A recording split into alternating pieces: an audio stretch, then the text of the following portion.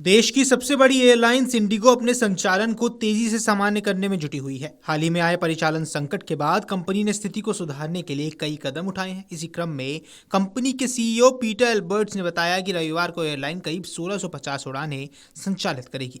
Albert's ने कहा कि इंडिगो की टीम चरणबद्ध तरीके से सेवाओं को बहाल कर रही है और यात्रियों को बेहतर अनुभव देने के लिए हर स्तर पर काम जारी है।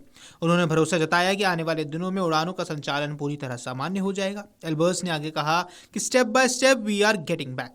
एयरलाइंस ने हाल ही के दिनों में पायलटों की कमी, शेड्यूल में बात और यात्रियों की बढ़ती शिकायतों का सामना किया है। हालांकि प्रबंधन का दावा है कि अब स्थिति नियंत्रण में है और फ्लाइट्स की संख्या लगातार बढ़ाई जा रही है। इसी बीच नागरिक उड्डयन मंत्रालय के अनुसार इंडिगो ने शनिवार तक देश भर में यात्रियों के 3000 बैग वापस पहुंचा दिए हैं।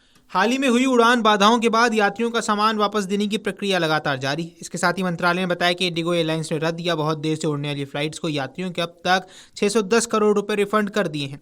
मंत्रालय का कहना है कि एयरलाइंस यात्रियों की समस्याओं को प्राथमिकता के साथ हल कर रहा है। इससे पहले शनिवार को सरकार ने इंडिगो को सख्त निर्देश देते हुए कहा था कि रद्द हुई फ्लाइट्स का रिफंड रविवार शाम तक पूरा किया जाए और यात्रियों से अलग हुए बैग अगले 2 दिनों में वापस पहुंचा दिए जाए।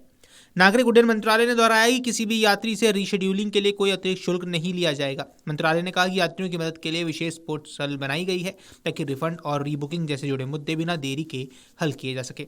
हाल ही में सोशल मीडिया पर इंडिगो पायलट का एक कथित ओपन लेटर सामने आया है जिसमें सीईओ पीटर एल्बर्ट्स समेत कई शीर्ष अधिकारियों पर एयरलाइन को डुबाने की कगार पर पहुंचाने के आरोप लगाए गए हैं।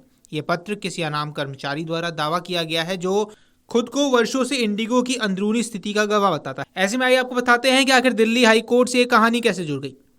CAR 2024 अधिसूचित किए जाने के संबंध में सरकार ने पहले आश्वासन दिया, फिर दिल्ली हाई कोर्ट में जस्टिस तारा विस्तता गांजू की पीठ में हुई थी ये सुनवाई। एयरलाइन कंपनी इंडिगो में परिचालन अराजकता का कारण ये नियम बने, जिसके बाद पायलटों की थकान से जुड़े नियमों पर 1 दशक पुराने मुकदमे में एक अहम आदेश आया।